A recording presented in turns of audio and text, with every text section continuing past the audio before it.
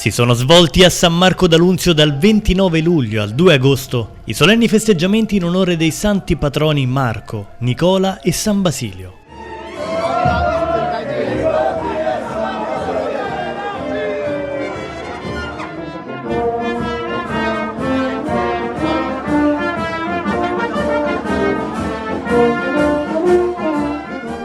Come da tradizione la mattina del 31 luglio ha avuto luogo la celebrazione eucaristica, presieduta dal vescovo di Patti Monsignor Guglielmo Giombanco, e la solenne processione alla presenza di un gruppo di sacerdoti della diocesi, di varie autorità civili e militari e dei sindaci dei paesi limitrofi.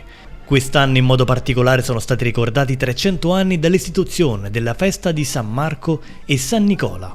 In serate, nella giornata del 2 agosto, il popolo si è stretto attorno al santo protettore San Basilio. Varie processioni con la splendida cornice delle torce, dei ceri rivestiti di basilico e delle collure e pani votivi hanno accompagnato la statua del santo per le vie principali del paese, con i tradizionali viaggi avanti e indietro.